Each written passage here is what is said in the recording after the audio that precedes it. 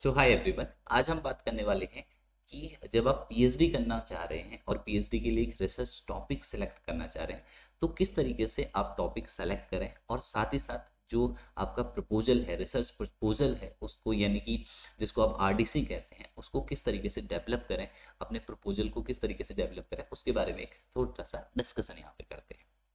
Okay.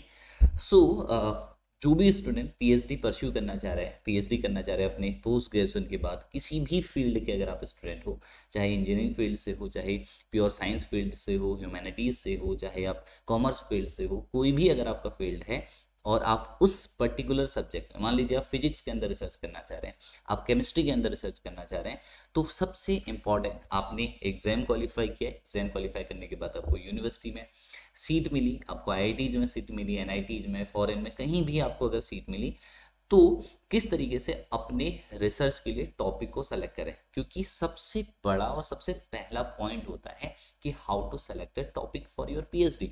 क्योंकि ये एक दिन की बात नहीं है, एक साल की बात नहीं है, पूरे 4 से 5 साल तक आपका जीवन, PhD is about life, PhD is not about a course. PhD आपके जीवन में परिवर्तन लाती है, एक नए से उसको मोल्ड कर देगी।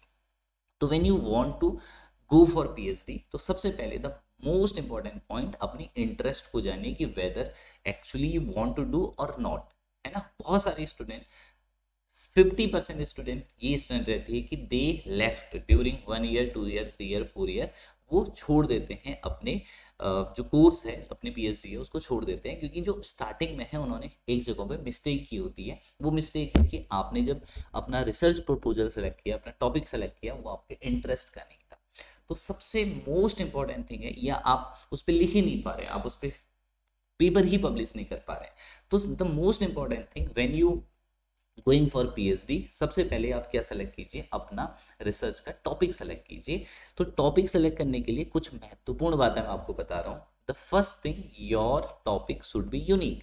आपका जो टॉपिक होना चाहिए, जैसे आप फिजिक्स के अंदर, मान लीजिए आप सोलर फिजिक्स में रिसर्च करना चाह रहे हैं, तो सोलर फिजिक्स में बहुत सारी ऑलरेडी रिसर्च हो चुकी है। जैसे आप कोरोनल मास इजेक्शन पे रिसर्च करना चाह रहे हैं, या आप इफेक्ट पे रिसर्च करना चाह रहे हैं, किसी पर्टिकुलर टॉपिक पे रिसर्च करना चाह रहे हैं, तो 80 to 90% उस पर रिसर्च हो चुकी है। तो बहुत ही कम स्कोप है कि आप उस पर कुछ नई चीज़ें ढूंढ पाए।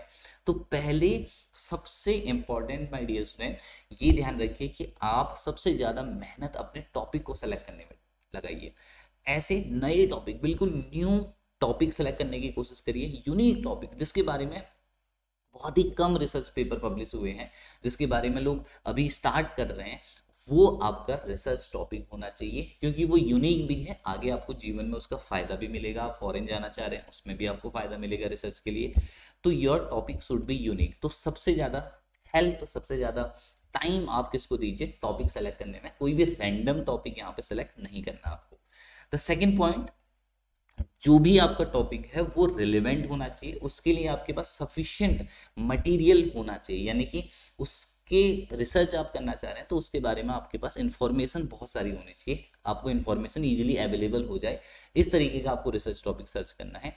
मीनिंगफुल होना चाहिए, यानी कि आपका रिसर्च टॉपिक मीनिंगफुल होना चाहिए, आपको इंटरेस्ट होना चाहिए इस एरिया में।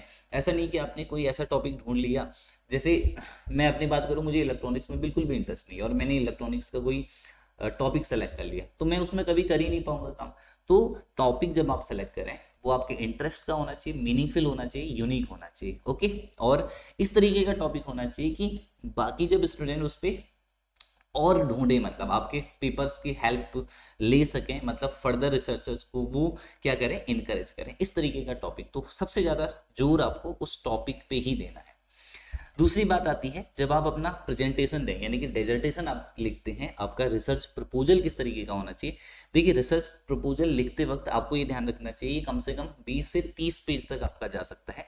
रिसर्च प्रपोजल जो होता है, यानी कि आप आरडीसी जब करते हैं, तो वो 20 से 30 पेजेस तक वो जा सकता है। तो जो भी आपने टॉपिक सेलेक्ट किया है, उस टॉपिक में आप क्या करना चाह रहे हैं, पहले स्टार्टिंग में ये क्लियर होना चाहिए, क्योंकि जब आप कमेटी के सामने इसको प्रेजेंट करेंगे तो वो सबसे पहले यही देखेंगे कि आप क्या करना चाह रहे हैं। दूसरा, किस तरीके से आप डेटा कलेक्शन करेंगे, है ना, सैंपल साइज कैसे लेंगे, कहाँ से आप डेटा कलेक्ट करेंगे, एनालिसिस कौन सी यूज करेंगे, मेथड कौन सी यूज करेंगे, है ना, वो आपका क्लियर होना चाहिए रिसर्च प्रपोजल के अंदर। तीसरा, जो प्रोबेबल रिजल्ट्स है, क्या क्या रिजल्ट्स आप यहाँ से करना चाह रहे हैं, कंक्लूजन क्या ड्राइव करना चाह रहे हैं अपने रिसर्च के थ्रू, यानी कि रिसर्च प्रपोजल पूरे आपके 5 साल के काम को शॉर्ट में हम ये कह सकते हैं कि रिप्रेजेंट करता है, जिसके बारे में आपने हाइपोथेसिस की है। तो उसके लिए आपको लिटरेचर की जरूरत पड़ेगी जिसका आप यूज कर रहे हैं, सोर्स किस तरीके से आप डेटा कलेक्ट करेंगे, मेथड कौन सी यूज करेंगे डेटा सैंपलिंग के लिए, ओके, थ्योरीज क्या क्या यूज करेंगे, आप क्या क्या एजम्पशंस बना सकते हैं, प्रोबेबल रिजल्ट्स क्या है आपके, ये सारी चीजें आपको हेल्प करती है आपके रिसर्च के ड्यूरेशन में। तो डेफिनेटली आई होप कि जो भी बच्चे पीएचडी के लिए, इंटीग्रेटेड पीएचडी के लिए जाना चाह रहे हैं, उनको ये वीडियो बहुत ज़्यादा हेल्प करेगी। तो ऐसे ही इंटरेस्टिंग वीडियोज आपको मिलते रहेंगी, तब तक के लिए मिलते हैं नेक्स्ट वीडियो में। Bye bye.